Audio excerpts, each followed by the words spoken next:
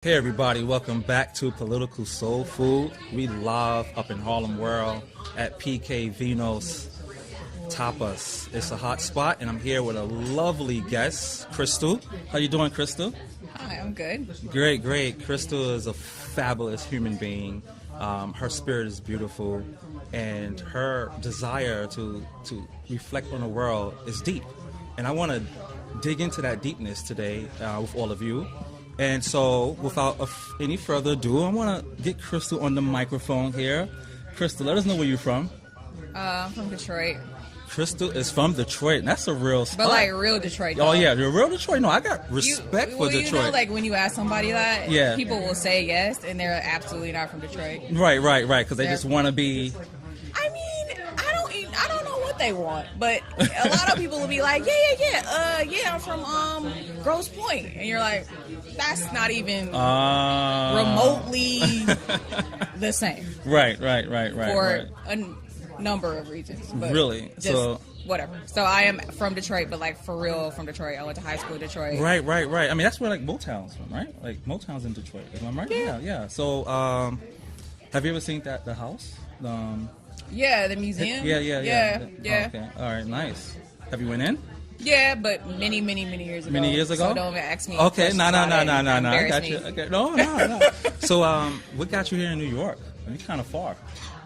Oh, I came here for grad school, 2007. Really? Yeah, NYU. Oh, yeah? Oh, that's a nice school.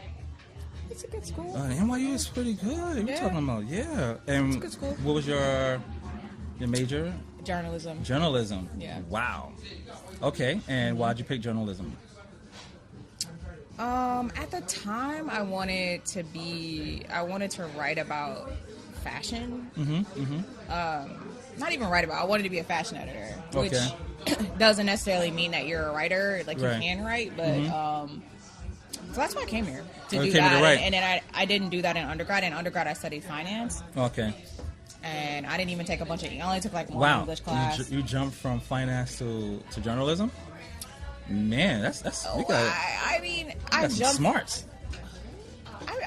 I think I'm a smart person. No doubt, I can. But see. I mean, I don't know if that's an indication of how smart I am. Right. I'm pretty smart. So, all right. So let's get into journalism. There's a lot in journalism. You know, from what I know about you, I want to learn more. So, what do you like writing about, and what do you write about professionally? And then we'll talk about other things. So I write about beauty. Okay. So any number of like categories. So I can write about skincare, write about hair, I write about cosmetic surgery, I write about all that. I write about kind of like cultural intersections of beauty. And really? That's what's up. Yeah. What's buzzing right now in beauty? Like, if someone want to know, like, you know, what's going on in New York or in the country, what's trending? So I know a lot about. I think trending probably wouldn't be a word that I would use, but I know a lot about like anti-aging stuff, and I feel like like procedures and there's some really cool products out there that I think people don't really use. Do that stuff work? Oh yeah, it works. Really? So things that are applied topically to the skin don't really. I mean, they work, but other things work better. I should say that. Right. Well, like putting cucumbers over your eyes and all that kind of stuff. That's like if you go to the dermatologist and get a prescription for a retinoid, that's like a legit thing that will make you look young. Okay. All right. Cool. So you know what? If I want some beauty tips, holler at me. I'm gonna send a message to Crystal. That's something I could actually legitimately, very intelligently discuss. Really? Yeah. Oh, you know what? We might do like a prize or something. You know, you might. I got some ideas. So, I know you like to do the beauty, but in our conversation in the past, you also have some thoughts on state of affairs in our society and our country, particularly dealing with race and gentrification and misogyny. So I kind of want to jump right into this right now, right? So one of the things I wanted to ask you about is, do you think racism is a real problem still? Yes, of course. You could? See, I learned not to take that for granted. Some people, I had a guest who didn't. you'd be absolutely, Oh my goodness. completely 100% a moron if you thought that word. Really? Yes. Oh, okay. That's good. I All right. stand by that statement. You stand by that statement? Yes. Oh, okay. You're not going to waver. No. Okay, good. I mean, moron is, you would be very, very ignorant. Right. One would be. Right. Yeah. So, what about racism are you kind of concerned about and perhaps annoyed about most, or you think is like really at the heart of what you are, what you see as a big problem? Concerns? Yeah. Oh man, I mean, that's a tough question because I think just like, I don't know. I mean, I think probably, at least particularly in our country, is like an absence of understanding of the history of race in this country makes things difficult. Yeah. I think that would be my biggest concern, is that people who kind of are in power in this country, I think largely don't know anything about our history and how it intersects with American history, and how that impacts where we are today as a nation. Absolutely. And I think that, I mean, I don't know that Black people either know everything that we should know. Like sometimes I talk to people in Harlem or wherever, and I'm just like, man, come on. But I think it's, I don't know. So I would say broadly across the board, no matter what the race of people are. So it sounds like ignorance. It sounds like awareness. So we need more awareness, more education on the history of racism, and also the kind of effects it has on our society and different manifestations that people could be oblivious to or willfully ignorant.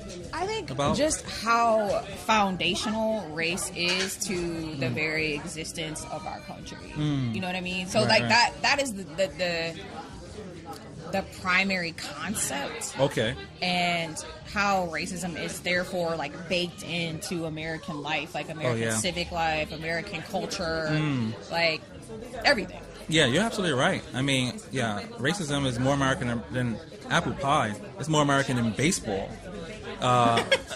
For sure.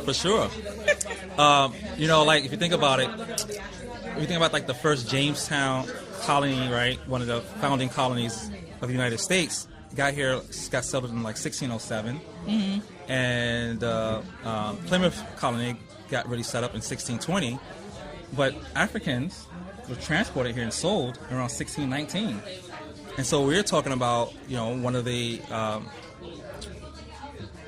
fundamental features of American society before America was America. So you're right about that. Something to think about. So what do you think needs to be done to address this ignorance and even address the systemic nature of racism? I think about that a lot because I feel like it's tough for me because I don't have... I think we need to educate our children better. All kids. All kids, yeah. I don't... It bothers me that a child in this country, his or her education is so dependent upon how well-to-do parents are. I think we owe it to our country and its citizens to better educate our children. I think we probably need to change how schools are funded. That's a big one. I like that one. And make it... the only thing is, like, I hesitate to say that because I haven't done the research on, like, that impact, but I know that I feel that it should be more fair. No, people are already talking about that. That is one topic that is trending in academia and also higher learning institutions like colleges. A few years back, there was a textbook.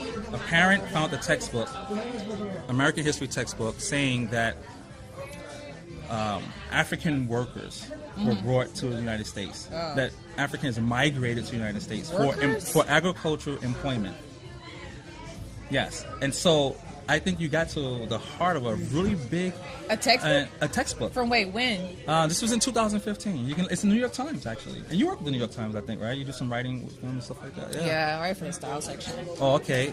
So your New York Times put us on that this is going on. Man, yeah. I mean, This is crazy. I certainly This is had, breeding the I kind of think- ignorance you're saying that we gotta correct. So I think I had a pretty good primary education. I think it was quite good. Right. But there were still some significant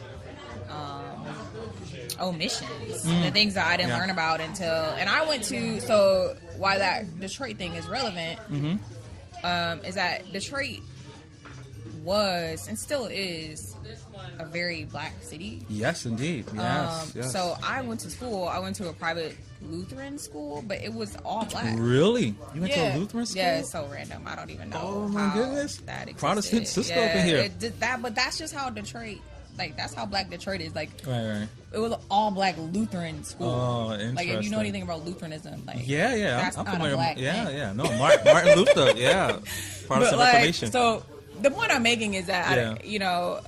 I got a good education, but I still didn't get a good education on some issues that I think are kind of impacting like this sort of conversation. Yeah, no, for sure. And there's an article in the Root that came out not too long ago talking about how in certain classes in certain schools, key aspects of slavery are omitted, or if included, the rhetoric is sort of shaped to diminish the cruelty of it. Yeah, I think that has a lot to do with how. I mean, this is my own personal theory. This is funny because I feel weird saying stuff because I'm like, have I researched that? That's what I'm talking but you're experiencing it, so I think that's valid. But I feel like that is part of that sort of reintegration of the South into the country. Right. And that like narrative that was created around that process of like, these were noble Confederate, they were fighting for their way of life, and it was all very quaint, and we completely ignore the black a good population of slaves and free people in the South who had a completely different perspective on like the Southern way of life. Right. So Absolutely. I feel like that kind of stuff is completely just like 150 years later, like the same. Yeah. Like basically whitewashing the Civil War and the Confederacy absolutely. and like.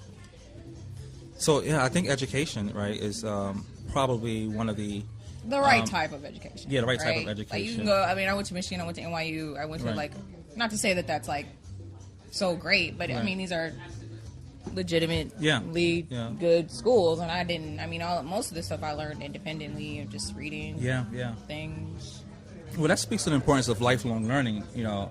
At large. I mean, not to depend on the building, the academic institution itself to teach us everything. So there's some initiative that we have to take, and perhaps as individuals, and as a community too. I mean, as an African American community, I think that we have to compensate for the lack of, true. Yeah. So we have to do Am I that. supposed to be drinking this wine? It's fine. Yeah, sip up. I want to hear. I don't. No, that's fine. We can know actually rules. toast. We can toast for this. Actually, finally doing this. Oh yeah, for sure. Yeah, cool. Do we take a sip after? Or? Oh yeah, probably.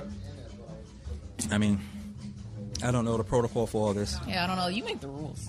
Oh yeah, we can make we can make them together and break them. So I got another question before I go to my main one. Have you ever experienced racism, like blatantly, not just the? Yeah, for sure. Oh yeah. Yeah. You got a moment you wanna share? I don't put nobody on blast. Yeah, so so before I moved to New York, I lived in Minnesota. Okay, wow. Look at that. For a little, I mean, in Minneapolis, it wasn't like, the Outback. But Yeah. the Outback. Like the Outback in Minnesota. Wow. It wasn't just like, rural Minnesota. But it was Minneapolis. And we went to, my friend and I, who is still my very close friend, went to this event called Lumberjack Days. Which we were like certainly aware that this was going to be a situation that we would be in the great vast minority and people might look at us strangely, but for some we were curious about what is this event? Like, what are they? I don't know. Okay. So anyway, so my hair was sort of like natural, like this. And in the bathroom, and this woman, I mean, she was like, she had a mullet, essentially. She had the worst hair. Oh, wow. And so she said to me, what did she say? She said, the worst. Oh my God, I'd die if I had hair like you. Wait a minute, was she African American? Was she black? No, she's white. She had like a mullet, I live in a. No, that's I'm not gonna say that. But like I have a mullet, and it's 2005. It's 6, and I have a mullet, and I am just not looking stylish or cute. And she was criticizing my hair as if it was like inherently bad. Really? Yeah. And then like 2 years ago, I was at the airport, and some old man was like, "How did you style your hair? Did you stick your finger in an electric socket?" Oh my God! He was Are you laughing. kidding me? Yeah, and I was just like, "Bruh, that's crazy." Some old man, you know. I don't, oh my goodness! Yeah, I was somewhere where I forgot where I was. I was coming from like, you know, somewhere in the South or something. I don't know where I was, but I was in an airport in the South. Really? That's interesting. I was like, bruh, you can miss me with that. Oh man. So. But those are like,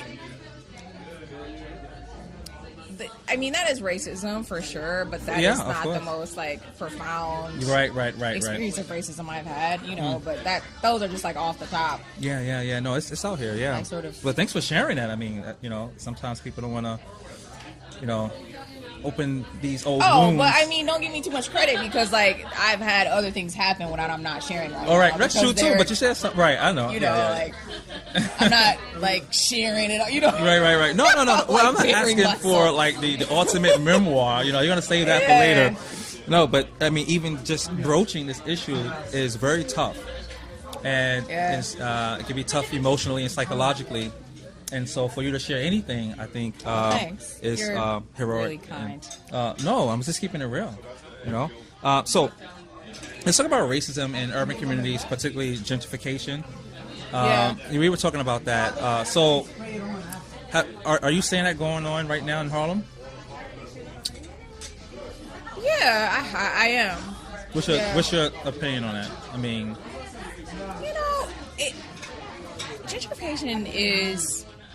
It's an interesting topic to me because it's like part market forces, part like the legacy of racism that keeps black people economically disadvantaged and white people at an advantage such that they can like take advantage of these real estate opportunities, right? Like they're essentially living off of like, you know, the dividends of 400 years of oppression, right? Such that they are leaps and bounds as far ahead of us as far as wealth. So like they can, when there's a real estate opportunity in Harlem, hit that up and, you know, or whatever, or not have student loans or whatever, just like have that flexibility to right. So like for instance, my like cohort of friends are like, you know, mostly finance people, but most of them who theoretically would like have cash, right? Because they make money, right? But none of them were like at that moment where like the housing prices in Harlem were depressed because of the recession. Like at that moment, like had that money to like buy a crib. You know what I mean? And like that, like to me, 10 years later, is like like this is why. So like there's the high performing black community, right? And even still, it's like hard for us to access that like opportunity to like grab. You know what I mean? Because we don't have generational wealth. Right. You know, and that's not to say that every person who is white has money or whatever, but that's not what I'm saying. But it's just vastly different from our experience, like as a people. Like, right. So I think of it that way. I think of it like, you know, like one day I was in a coffee shop and this younger, I mean like super young, probably like in his 30s guy was like talking to his friends, and you know, he was saying that he had purchased a home and you know, a couple years ago, and he really feels like it's this neighborhood is turning into a community now. It's like, why do you feel like it's now? Like now it's a community. Now that it's like to your liking. Like now that there's a coffee shop and there's a place where you feel comfortable, and now it's a community. Like that. So those type of factors, like those type of attitudes, I think, are frustrating for me. Frustrating is like a very soft word. Like infuriating for me. Right. But so there. I mean, you know what I mean. So there's like a lot of different aspects of gentrification. It's funny. I was reading this article earlier today, and this guy on Fox, Tucker, I think. Yeah. Oh gosh. So he was talking about why white people have a hard time with immigrants and moving into their communities, and it's really interesting that was we see gentrification largely explained as this natural, solely market kind of the product of market forces, right? Which is like neutral from intentional racism. Yeah. But here it is. We see people actually announcing their fear and rejection of the integrated community when they are the sort of majority. Yeah, it's insane. So it's insane. I mean, that whole thing. Crazy. He has become. Tucker Carlson has become a vocal white nationalist. He would reject that term, right? But that is absolutely what. Yeah. Like he in that little segment, I've watched it a few times because the article that he's referring to, I read it and was perturbed by the article itself.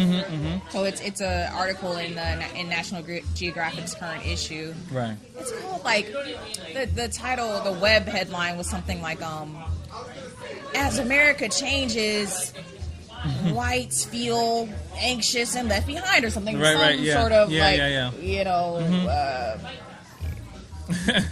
this is racism, but we're gonna call it anxiety. Right. Yeah. And so anyway, so I had read that story, and then I saw this segment, and he's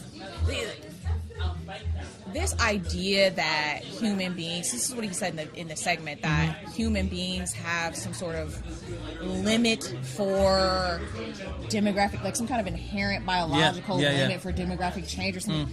It's too much change for people to take. Right. All at once, the rate is too fast. But then he totally forget the invasion of the Americas by Europeans, right? I mean, there are countless examples. Yeah, exactly. Countless examples. Yeah. It's absurd. Yeah. It's completely absurd, and what it is just blatant. Yeah. Racism. I mean, I don't. No, it's you're right. It's racism. It's absurd. I don't even understand what. But he's trying to code it in sort of politically correct language. Sort of, but like politically correct to people who don't know anything. Like I'm looking like that. I'm watching that, and I'm like. Like you're basically saying that an ethnic sort of category is a basis for community and a basis for like I don't understand. No, it's racism. It's insane. It's white supremacy at the end of the day. Get out of here. It was crazy. It's insane. Let's talk about our sisters, our black women. What issues or problems are you most concerned about as a black woman? That's so broad. What do you give me? Like, so for example, some people are very concerned. We talked about the Me Too, right? Yeah. And how I think we talked about how that has been co-opted. Even the hashtag itself, Me Too, was initiated by what's her name? I think it's Tarana Burke. Okay, actually, right? I don't know this. Right, in 2006. Okay. And so some people were letting her know that the Me Too hashtag is going around, but it was like a lot of white women using it. And so she made a decision. She had to think about how she's going to approach this. So she approached it by trying to say, hey, this is, you know, a concept that was always around, and women of color are at the center of this as well. Or should she just promote the overall initiative to bring awareness to women's violence, right? And she chose that option. So that's one. Some women are very concerned about the fact that, you know, there have been grievances expressed over and over and over by women of color, and now that, you know, the victim is white woman, you know, and not to like really, you know, diminish, you know, any victims, you know, valid and legitimate, you know, complaint. Yeah, well, that's across the board issue, right? Like, right. When black people raise flags about things, society largely ignores us. Right. So, if we're talking about we can be talking about sexual harassment and sexual assault and violence. We could be talking about, you know, over-aggressive, poorly trained, militarized police forces. Right. We could be talking about gun violence. That's right. Yeah, that's happening now with gun violence too. Whatever we want to talk about. Right. And black people are always advocating for ourselves, always raising our voices. We always have, we always will. Right. But when it happens, we're not necessarily. I mean, I just think about all these kids who protest, you know, gun violence in their neighborhoods. Right. And who are like vocal about it, and I am totally writing for these kids from Florida. Like, make it happen, do your thing. The march is dope. Right. But as a black person, right, like you always have that additional layer of like, why is it when we try to raise these issues? I mean, I know why. Right? Yeah, right. No, you're right about that. But like, when we speak up about things, it's largely ignored, or either we're attacked for it. Absolutely, right? Like, absolutely. Yeah, that is sort of the predicament that we're in. But going back to a black woman, right? So I don't know how specific I can be because that's not my experience. So as a guy who wants to contribute to make more people aware, particularly other dudes, you tell me what's on your mind. Black women. I mean, if you know, if it could be, I don't know, very specific, it could be very broad. I want to know because I know there are issues, and I don't want to be the one to say this is what needs to be done. I want a woman to let us know. Tell you. You know what? I think I would like to see a more vocal support for black women from black men. Okay. Vocal support. Can y'all make some noise? Yeah. All right. That's what's up. You know, on whatever our issue. I would say. What would I say? And that's a big one, though. I mean, actually, I like that one because that's what I always say, that we need to be more vocal. In our support. And that's a big one because a lot of us are really quiet on it. A lot of us are really quiet on it. Issues that are affecting black women, I don't feel like black men are really necessarily riding for us. Really? Well, there's some of us out here. There's some troopers out here. And that's why I hesitate to say. No, but you still should say it because you know, no, it still should be said. It should be said until there's 100% of us on our posts doing our thing. And until then, don't hesitate. No, you're right. The thing is, like, racism impacts, like, there's overlap between how racism impacts black women and black men, but then there's also differences, right? Right. And I think that I feel comfortable sitting here saying that I feel like black women are more empathetic to how racism distinctly impacts black men, and black men are not as empathetic as to how racism in a unique way impacts black women. Absolutely. I think that theme has been around for a while. You know, it's Sojourner Truth's famous quote, "Ain't I a woman?" You know, and I forgot where I got this from, but And I also remember a friend saying this, that a black woman has to remember that she's a woman.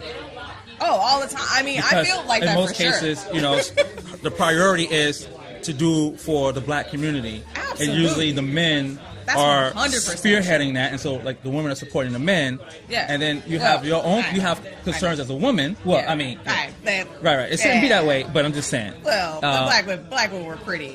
Of course. Integral in every. Of course. Okay. I agree with you 100%. Let's slow down. But in terms of perception And figureheads, and figureheads, yes, right? okay. And symbolically, right? So this Yes. is something that we still have to make, well known. And so don't get me wrong. All right. I mean, No. I'm hip to all of my sisters out there doing their thing, Okay. So That's yeah. like, I would say broadly that would be my Yeah. that would be my thing. Okay. I think black men can be like a little bit flippant about our particular concerns. Yeah. Like if you bring up like colorism Right, and right. like black men fetishizing like exotic looking, even if they're black, right? Right. Like if you bring that up, I can't give you an estimate of like the number of men, Right. but I feel like a fair amount of men are just like, I do what I want, or like that, and you're just like, okay, bro, like, Oh, that's crazy. obviously you just don't. So that's what I mean when I say like racism impacts men and women differently. So like if you're talking about something like perception of attractiveness and beauty and whatever, I feel Right. like black men in their blackness, and this is racism too, right? It's sort of like a fetish and like over sexualization of black men and their, you know what I mean. So that's Yeah. a whole thing. But Right. but I'm just saying it's a difference in how black women are perceived. Right. As sort of like asexual and overbearing and not feminine and not vulnerable, Strong black whatever, women. and blah So blah people blah. talk And about like, that. Yeah. so that impacts our dating lives and our whatever. And I feel like black men are not. I feel comfortable saying not comfortable or not empathetic to that. Okay. Even like smart, cool, woke ones are just like, yeah, but I mean, if I want to only date light-skinned girls, then and you're just like, Oh yeah, I see that a lot. I see a lot of videos, unfortunately, where people say, "Oh, I only want to date like a certain colored woman." Yeah, that's what are you crazy. talking? I mean, well, they don't you know what just- they're talking about. I mean, they're okay. So those people are objectively idiots, right? Right. But like, I'm just saying that form of idiocy, Yeah. is it exists, Yeah, right? yeah, and No, that's a good point. That's a good point. You said dating. You mentioned dating. I want to talk about dating and relationships. So on the last show, I had some questions from guys. I think, and so the guests, I had 3 guests on, and I had to pick these questions out, right? So I'm going to ask you some of these questions at random. Okay. And so these are like real guy questions. wait, what questions? Guys, real yeah, guy questions. yeah. These are guys real saying, guys. yeah, real guys, brothers, Not like, fake guys. not the fake ones. No fake news. Not no Android fake guys, not questions. No bots. No Russian bots. No, they're not Russian guys. Nah, they ain't Russian. These are some brothers. All right, what the brothers talking about? So yeah, let's see what the brothers talking about. So let's see here. I feel like I don't know where to look. Look I'm at- looking down at your paper. Oh yeah, and yeah. I'm like, Well, these are some notes here. You can look here if you want to see where I'm headed. Get ahead. You can preempt me. But normally, we just talk. Right. You can look at our whole crew. They out there looking at us. What's up, y'all? Y'all enjoying the conversation? If you got some questions, some comments, hit us up. We still running live here. So somebody clapped. yeah. My homegirl Hey. Crystal clap. Oh, and that's my name too. Oh, Crystal. Oh, Crystal's a deep sister too. Yeah. Maybe do some collab. So let me pick a question for you. Okay. We're gonna have a little fun, y'all. We're talking all this deep stuff. We're gonna have a little fun. Then we probably have to eat after this real soon. So hungry. Okay, same here. All right. So, do you prefer nice guys or bad guys? This is a real question from a real person. I can't. What? No. A guy want to know God. because guys want to know should they, like how should they dial? You have to be you. Ooh. Period. That's it. Whoa. If you meet a woman and you think she wants a bad guy, and you're not a bad guy, then she's not the chick for you. Tell her to kick rocks. All right. I mean, okay, I don't want to be flippant about that question. All right. So let me just answer it for real. I think. Oh, that wasn't for real. That was. I mean, that was for real. Oh, I okay. mean that. Because you're gonna have some people crush. No, I mean that. All right, cool. But I will say that. So wait, nice guys or bad guys? Yeah. Because some guys feel like women only go for the dudes who are like extremely in charge, and like I had one guy say that why do women go back to the guys who maybe hit them or disrespect them, but you never give the guy who's like trying to do the right thing, who's all respectful, any attention. So I'm not even going to touch on domestic violence, like, and whoever asked that question probably shouldn't either, because that's a whole psychology, right? Like, Yeah. That's a good point. And I'm not going to like undermine victims of domestic violence by like skirting over that and like giving it a little lip service and not, but like that is a thing, and like anytime a man says that to you, you should squash that. Right. As a man, like that's a whole mental, I should say psychological system. Right. That goes women. first. It's psychological, it's economic, it's family, it's fear for your life. So like, let's not even. Would that tie into the? Would that tie into the? Don't even go there. So would that tie into the perception that from a certain dude's point of view that women like guys who seem to be overly masculine? I mean, it's a really difficult question because there's so many layers. Like, so there's toxic masculinity that can be right. I also think people will change, right? So if you're talking about Crystal at 20 versus Crystal now, like a decade later, like I'm not right. No, good point. So like Crystal at 20, probably like the bad guy who was like, I mean, not really. I kind of like nerdy guys, and I still kind of do. But okay, nerdy guys. I got a chance. So anyway, whatever. I like that. I like that. Be yourself. No, that be yourself is real. I think that gets to the bottom of this question. Yeah, like all right, whatever. Here's another one. What is the most important physical feature on a man? What? But that's so individual. Yes, sure. They can only learn about me. Right. What I like. See, that's dope. See, God, this is dope. That's a dope response. That's a dope response. It's not like some women like biceps. Like okay, this is a good example. Mm-hmm. I went to go see Black Panther with my friends, and I've seen it like a million times. Okay.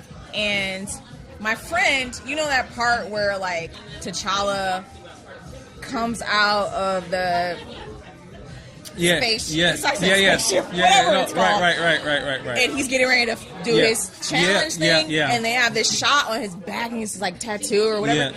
And my friend, this is her first time seeing the movie, and she's sitting next to me, and she's like, like she almost had to leave, like, oh my god, like. And I was just like, what, dude? Like, what do you... And she's just like, his back. And I was like... Oh, my...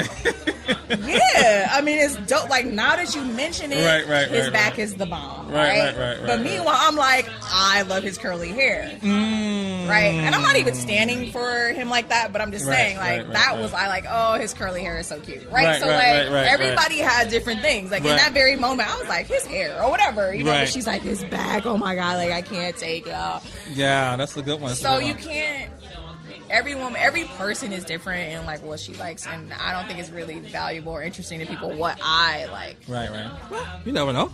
I mean, I just told you I like curly hair. Guys. Well, I mean, I got the little fade. So let's see.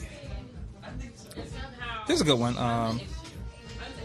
Should the partner who makes the most money be the head of the household? I mean, I think that's kind of no. Shouldn't matter. Some people think the dude should always be the head of the household because the man is the man. I keep getting ready to say stupid. That you can't just say something stupid. Right here. I think that's regressive. I would say back to caveman days. Not caveman, but certainly like 20th century. Nonsense. Yeah, early 17th century, and 19th century as well. Victorian, So I would say that I think money is definitely, of course, very important. Right.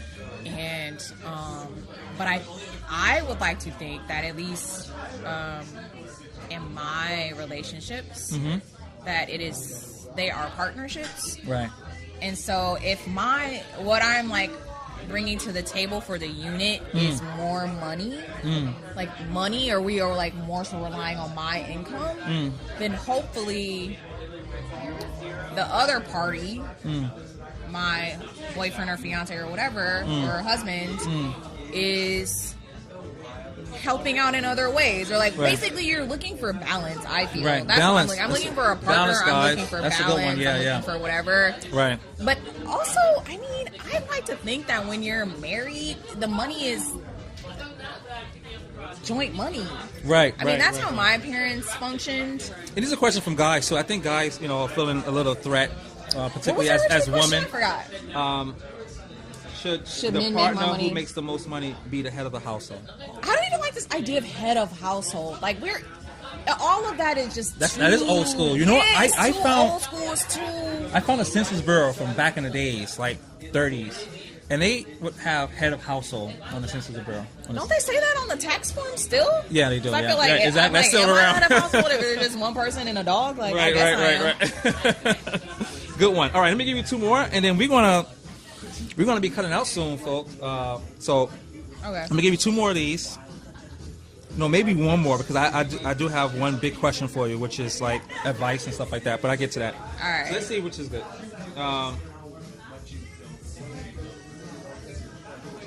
Oh wow, these are really, really good. They got some Stevie Wonder on. Yeah, I like was thinking my cousin is named Aisha because of this song. Really? I mean, I'm sure there's so many Aisha songs. Whatever. Yeah. Because of this song. When you dress up really nice and go out for drinks or a club, who are you dressing for? I hate guys. What are these questions? These questions. I'm like, is this what you really want? Why are you not asking us how to make us orgasm or something? Like, what is this? What are these questions? Okay, you know what? We're gonna switch the question. No, I'm not going to answer that. That's the question. No, I'm not answering that. But I'm just saying, like, men are. I'm like, what are you talking about? Right. I think that depends on the person too. So like, Right. I really like fashion and style. I also like to look at myself in the mirror and feel like I look sexy, or whatever that means to me. Right. So I suppose that I am dressing for myself, but also there's always that knowledge of like what men like. Obviously, I know what men like. Right. So, but really, So like when I said I hate guys, jokingly or whatever, I meant like, what is the point of that question? Right. What are you really trying to get at? Right. Well, the guy's not here, so I don't know. That's what I want to know. Right. It's like, what do you really want to know? Do you want to know what? Like, am I what? Like, do I really like to dress slutty, or am I dressing slutty for you? Is that what is the real? Yeah, that's good. That's good. I like that. You know what? Let me give you some of these questions. These are good too. This question came all the way from ATL. I gotta give you all of these questions. We probably don't have time. We'll talk about this later. Yeah, food. I mean, whatever you want to do, I'm fine. What are your thoughts on polygamy, and are we capable of loving more than one person?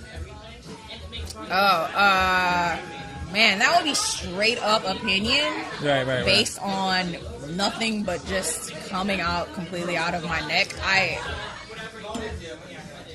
think that there are so many things, societal factors, that influence how we behave sexually and how we interact sexually. And part of that is patriarchy. Right. And we give men sort of like a pass to be boys, and of course guys are gonna be sexually promiscuous, and like some of that might be biology and some of that might be society, but it's all like in this soup of like So I think that why did I just say that? I said that to say that like I think our norms are based on I can't tell if it's a chicken or egg thing. Right. Like, are we not biologically capable of being faithful? Right. Are men more or less than women? Right. I know that there's some sort of biological objective and component, but like, is that real? I mean, I don't know. So that's I love the reflection on that. You definitely went underneath the question and called attention to some some real sociological, anthropological, right, exactly, biological, like, I don't, information that we need to secure. All that being said, I would say, are we capable of loving more than one person? Right. I would say yes. Yeah. I think especially because like love sort of is not static, right? So you can have like super comfortable love, like you can have like whatever. I don't know. Yeah, no, that's what's up. So I think That's all right. So I'm gonna end. Am I taking too long to answer the question? Nah, this is good. This is dope. Having fun. Okay. And this is good for the guys. Like, I'm gonna be taking notes. This I'm is happy dope. to answer questions for guys. All right. So here are the last two. They're probably like connected. I'll read them together. What is a good foundation to ensure longevity? How should one go about picking a lifelong companion? How am I supposed to know? I'm not married. Right. You want me to call my mom? Yo, we should call your mom. I actually know what she would say. Really? So that's what I'm going to say. You want to call your mom? Put on speakerphone. Oh my gosh, she's going to be like, what the fuck are you doing right now? Actually, you could call your mom. Oh, I just cursed. Sorry. You could call your mom. I can actually hook her into the feed so everybody can hear her. Maybe just, all right, I wait about feel what I bad had on I just myself. cursed. Sorry. Is that bad? No, it's not bad. Okay. No, it's not bad. All right, no, but that's a good question. No, I mean, that's a good response to the question. I mean, it actually depends too, right? And then also, who you asking? My mother would say friendship. Friendship. That's what she would say. Right. Friendship. I like that. I believe in that too. Friendship is a foundation. Yeah. So then Friendship, people get into relationships compromise. based on only like erotic love or something like that. Yeah. She would also say that you have to accept people for who they are. So my father is like a very interesting person, really dope human, but also, kind of a loner, super does what he wants to do. So it takes some accepting on her part as he is her life partner. So I think she would say that, and I would take my advice from her. Okay, great. So we're gonna take some great advice from Crystal Moms. So let's give Crystal Moms a hand for that. Yeah, what's up? Okay. Oh, thank you. Okay, I don't know. We're not done yet, so we're gonna need that to do it again. We're gonna do a repeat.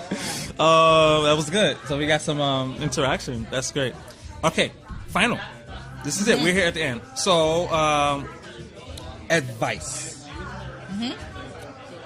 I gave you questions from guys, and I asked you questions about what guys should do to help women. Give me some advice, takeaway advice for our youth, and also for people who are just probably oblivious to the situation about two things. One, how to engage women empowerment, respect, and two,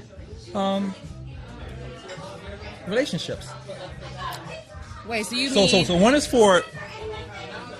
for helping guys understand how to help out with the women empowerment movement. Right? Oh, okay. And the other one, how to be allies. Right, how to be allies. And the second one is for dating, like how to, be a good companion or how to find somebody. I would say, as far as being allies, I really feel like men, it's almost like talking to a really, like a white person who has no concept of race. Oh, wow. About racism. Oh, that's deep. Like, I feel like men that's just dope. they're just so, they just don't have a clue, and they don't enter. So in this cultural moment where women are like, hey, I've had, so like, the reason why I say this is because when that Aziz story came out, remember when that came out? That girl, photographer or whatever, in his house, and men were like so mad. And it reminded me of how mad white people be about things. Right. They were so mad. Wow. Because they're like, she should have left. And I've been in that situation. And she's just this. And why did she suck his dick? And I'm just like, you guys are not listening. Listening. Like, you don't listen, and you're not capable of removing yourself from your own male privilege and your own like male psychology and being like, okay, we live in a society in which women, from the time they are 12 and sprouting little booblets and buttlets, are constantly absorbing male advances. Right. Constantly. Right. I have now been doing that for 20 years. Right. So you get sort of trained to, by society, to just check out, keep it moving, try not to piss guys off so they don't assault you, whatever. So this is the place that all women, and we should probably be teaching our daughters differently. Right. But like, this is the place where we live. Like, I walk down the street in Harlem and dudes are constantly, hey man, blah, blah, blah, blah, blah, and I just am like, and so what I do is ignore that. So that psychology, right.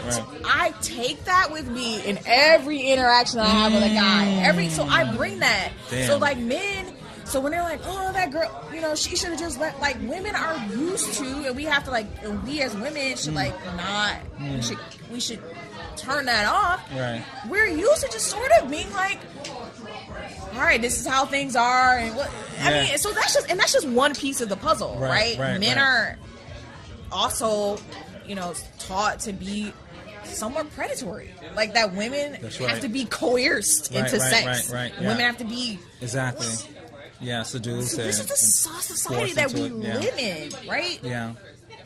Men need to, especially, I feel like there is an opportunity here for black men because you all understand race and racism and white supremacy to an extent. Right. So you should be able to take that that paradigm and apply it to patriarchy and racism. Exactly. I mean, patriarchy and sexism, misogyny. Because that is what it is. It's all baked in. Yeah. And this is how we live. It's an oppressive structure, as a woman. Yes, it's a structure. Yeah. But I have found that men, when I try to have this conversation with men, they feel very attacked. I swear to God, it's just like when you try to have a conversation about race. Yeah. They feel very attacked. They make everything personal. Like, you know, one of my ex-girlfriends, whatever. Nah, I feel you. She can just say, I raped her, and just take a step back out of the personal zone for a moment. Right. So that would be my advice on how to be an ally. Just check yourself. Check ourselves. Listen. Okay, and that's actually good advice to broach, you know, relationships. Understanding we need to check ourselves and come with some respect instead of hollering at somebody, you know, whistling when you walk down the street. Yeah. I mean, I don't understand why people just don't actually just say hello. I mean, oh, there it is. Hello. Anytime I see a guy who I think is attractive, I'll just say hello. Hello. What is with all this nonsense? Listen out for hello, fellas. I'll start your... Crystal, thank you very much for sharing your time, your mind, and your passion. Appreciate it. Oh, you're welcome. And so, in keeping with the theme, political, soulful, I have a gift here. Oh, thanks. It's a pocket-sized book of the Constitution. So, like that? Oh, right. I wish I could remember his name. Which one? The Gold Star Father. Remember he made that speech and he said he carries around a oh yeah, I don't remember. At the I thought she was saying. You remember? Yeah. So the guy, I shouldn't call him a guy. He's a gentleman. His son was killed in military service. Yeah, I remember this. Yeah, I do remember. And this was happening during the campaign. He spoke at the. I remember DNC. that. Yes. He's like, I carry this. Yes. I do remember that. I don't remember his name. Well, Khan. I think his name was Khan. Yes. That's right. I love Khan. that guy. And his wife. Ladies and gentlemen, thanks for tuning in. I want to give a shout out to Paul, the owner of PK Vino's Tapas NYC up here on 145th Street. Check it out. I'll have some of the links up for you to see soon. I want to give a shout out to the Political Soul Food team, Ibrahim, my boy, aka Abraham, and Kev. These guys are miracle workers. Without them, I wouldn't be here doing this right now. And I want to thank all of you again for tuning in and for showing support, sending questions, and participating in all of this. And once again, Crystal, Goddess, Queen, keep doing your thing. We need you out there holding it down. And when you get your, as you write these articles, and I know you want to work on something in response to something in the Atlantic we talked about before. Oh yeah, that's a big one. So old now. But still, I pitched another thing though. Yeah, oh yeah, yeah, it's a different thing. But anything similar like that, shoot it over to me. Maybe we can talk about it. Yeah. All right. Awesome. All right. Cool. Peace and love, everybody. We out. Bye. Bye. Bye. Bye.